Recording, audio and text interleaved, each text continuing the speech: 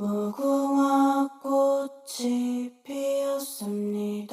무궁화 꽃이 피었습니다. Hi mga ka-vibes! Kumusta?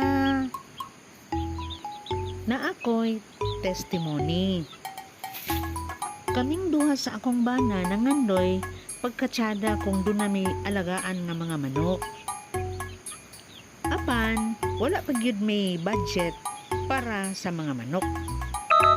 But one day, naigilabay nga sakyanan. Wala kabalo ang driver nga maupod ang tag-iya sa sakyanan.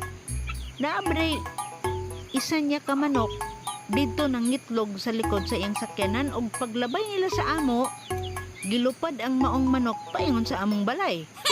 Maglisod nagdakop ang tag-iya, busa iyang gihatag kanamo ang iyang manok. So, naa na may manok. Nagpalit dayon mig isa ka sunoy worth 250 pesos. Unya, dunay among friend nagbilin sa amo og duha ka manok iyang gipaalimahan. You know, ang isa ka manok nangitlog og siyam. Then, ang isa na pod ka manok nangitlog na pod og siyam. Og karon nangitlog na pod og siyam ang isa namo ka manok.